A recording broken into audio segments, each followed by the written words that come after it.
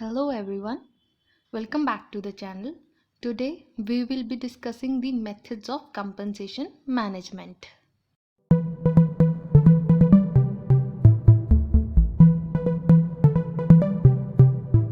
The very first method is time waste system. It is said that this is the oldest wage system method. Time को base बनाया जाता है to determine wages of a person. Wages पे किए जाते हैं according to time taken by worker irrespective of output produced. Wage rates fix किए जाते हैं for an hour, a day, a week और a month.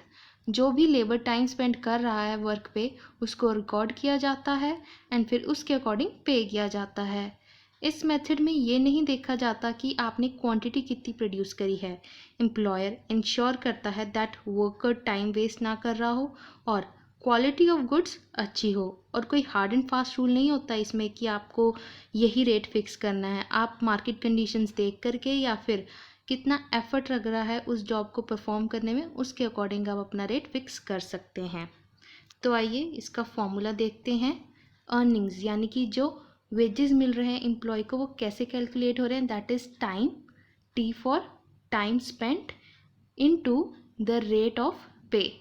तो इस तरह से होती है. अब एग्जांपल देखते हैं. नीचे उन्होंने लिखा है कि वेज रेट जो है वो 15 पर डे मिल रहा है और दो वर्कर्स हैं ए एंड बी.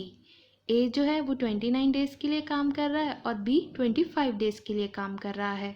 तो उनके वेजेस बने 435 rupees for worker A and 375 rupees for worker B. Next method is piece wage system.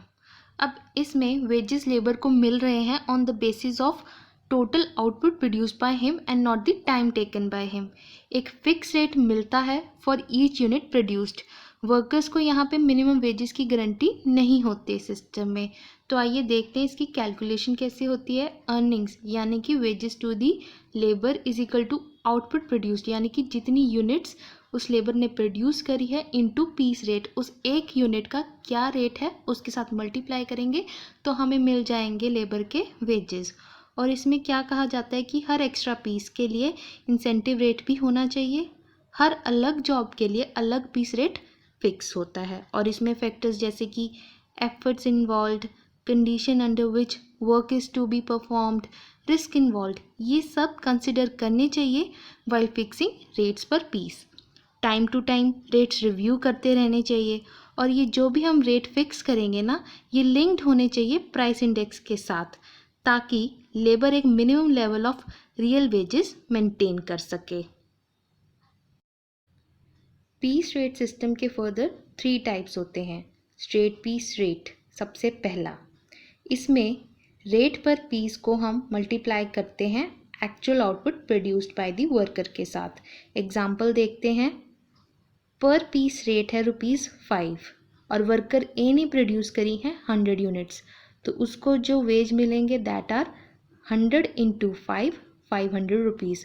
अगर वहीं पे उसका आउटपुट इंक्रीज होकर के 120 यूनिट्स हो जाते हैं तो उसको मिलेंगे 120 into 5 that is 600 rupees wages. Next है increasing piece rate. Different rates fix किए जाते हैं for different level of production. High rate दिया जाता है जब प्रोडक्शन एक सर्टन लेवल से इंक्रीज हो जाए. एग्जाम्पल देखते हैं. पीस रेट ₹1 मिल रहा है जब तक आप 100 यूनिट्स तक प्रोड्यूस कर रहे हो. अगर आप 101 यूनिट से लेके 150 यूनिट्स के बीच में प्रोड्यूस कर रहे हो तो आपका पीस रेट ₹1 से बढ़कर 1.25 रुपीज़ हो गए हैं. अगर बियॉन्ड 150 प्रोड्यूस कर रहे हो या फिर सो ऑन तब आपका जो प्राइस आपको मिल रहा है that is ₹1.50 per unit. Third type is decreasing piece rate. इसमें ऑपोजिट होता है.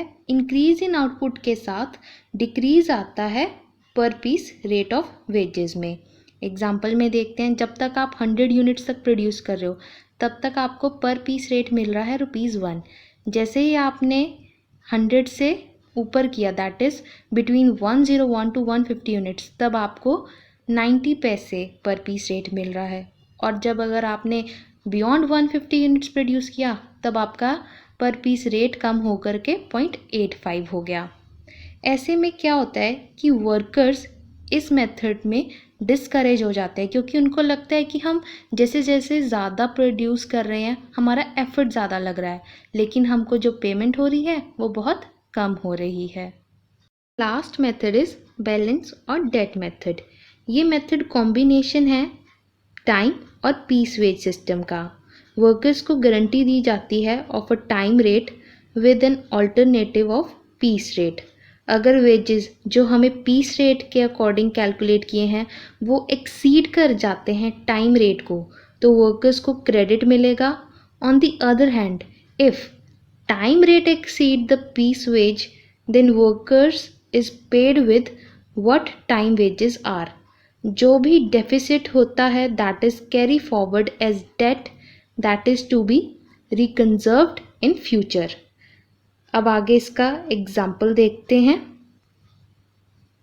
सपोज आपको जो टाइम रेट मिल रहा है पर वीक आपको ₹500 वेजेस मिल रहे हैं, और अगर पीस रेट के अकॉर्डिंग देखें तो आपको पर यूनिट के लिए ₹4 मिल रहे हैं। और पहले वीक में उसने प्रोड्यूस करी हैं 150 यूनिट्स, दूसरे वीक में प्रोड्यूस करी हैं 100 यूनिट्स एंड तीसरे वीक में प्रोड्यूस करी हैं 125 यूनिट्स। तो आइए नीचे टेबल में देखते हैं। फर्स्ट वीक में उसका जो पीस वेजेस बन रहे हैं दैट इज़ 150 इंटू 4 600, और हमें टाइम वेजेस तो पता ही थे पर वीक दैट इज़ 500। तो ज़्यादा कौन से हैं? Piece rate. ऐसे में उसको 100 का क्रेडिट मिल जाएगा और वो चला गया उसके बैलेंस में। सेकेंड वीक में उसने 100 यूनिट प्रोड्यूस करी थी, तो बन गए पीस वेजेस 400 और टाइम वेजेस हैं 500, तो वो हमारा डेट बन गया और वो चला गया डेट के अंडर, तो बैलेंस रह गया हमारा नील। थर्ड वीक में उसके जो पीस वेजेस बन रहे हैं दैट इज़ 500 और टाइम वेजेस भी 500 है, तो ना ही क्रेडिट हुआ ना ही डेबिट और बैलेंस नील का नील। और इसमें कहा जाता है कि ये मेथड उन इंडस्ट्रीज़ में सूटेबल है जहाँ पे फ्लो ऑफ वर्क कम होता है और रेट्स को साइंटिफिक बेसिस पे ही फिक्स करना चाहिए। तो दोस्तों ये थे हमारे methods of ways compensation management. अगर आपको ये वीडियो समझ में आई हो और अच्छी लगी हो तो इसे लाइक करें, शेयर करें और जाने से पहले हमारा चैनल सब्सक्राइब करें। तो मिलते हैं अगले हफ्ते एक नई वीडियो के साथ। तब तक के लिए स्वस्थ रहें, मस्त रहें। धन्यवाद।